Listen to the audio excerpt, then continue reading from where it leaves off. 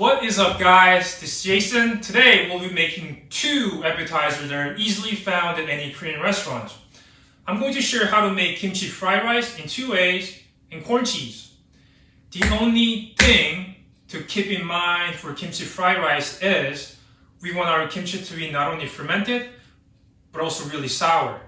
Kimchi can be found at any Korean market, so just buy one and let it kind of sit at room temperature for a couple days and should be pungent and sour, which is what we're looking for. Many of you guys will dislike the smell, but that's how it should be for making kimchi fried rice.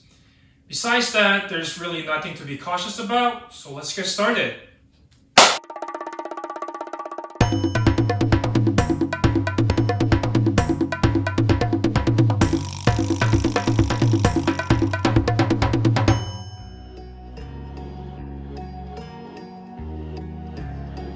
As I said, we're going to make two kinds of kimchi fried rice, one with animal proteins, dairy and eggs, and one without any of those.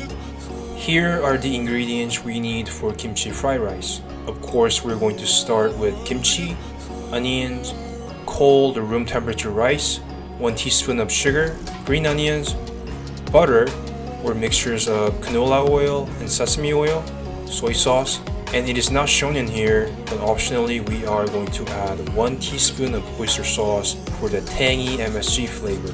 This is what we need for our basic kimchi fried rice.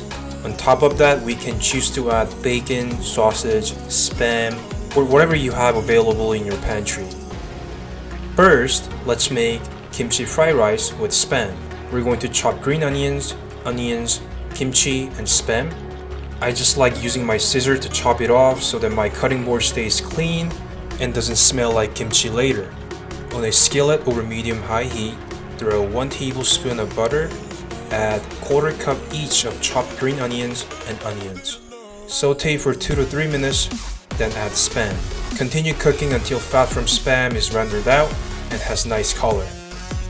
Add 1 cup chopped kimchi and 1 teaspoon each of sugar and oyster sauce. Continue stirring for another 2 to 3 minutes, then add 2 cups of room temperature or cold white rice. Do not add hot rice, it is going to turn into risotto rather than fried rice. Since I'm using a non-stick pan, break up the rice with a wooden spoon until no big clumps are remaining. Often, it turns out really salty, so when that happens, simply add more rice to balance things out. Also, you could chop some cabbage and other veggies to make it tastier and healthier. Give it a taste. If it tastes great, fry 1 egg and top it over our kimchi fried rice. There we have it, kimchi fried rice number 1. Now let's move on to vegan-friendly kimchi fried rice. Instead of butter, drizzle a little bit of canola oil and sesame oil on a skillet. Add 1/4 cup each of green onions and onions. Saute for 2 to 3 minutes, then add 1 tablespoon of soy sauce. When soy sauce is evaporated, add 1 cup of chopped kimchi. Continue cooking, then add 1 teaspoon of sugar, 2 cups of cooked white rice. With a wooden spoon, break up the rice. Finally, add 1 teaspoon of oyster sauce. Again, if too salty, add more rice. Pretty simple, right?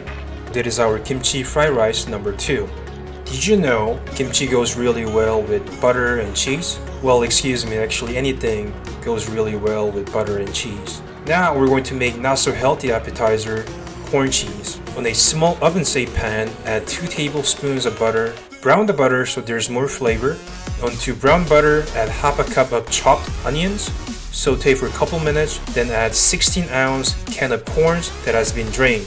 Add 1 tablespoon of sugar, toss it around, turn off the heat, then add some black pepper and 2 tablespoons of mayonnaise. Stir a few times, cover the corn cheese with mozzarella cheese and put it in the oven until cheese is golden brown. Once it is out of the oven, it is time to eat. Have kimchi fried rice and corn cheese together. The synergy between those two is out of this world. Lastly, I would like to thank Bree and I guess Justin for requesting this content. Everyone, thanks for watching. I'll see you next time.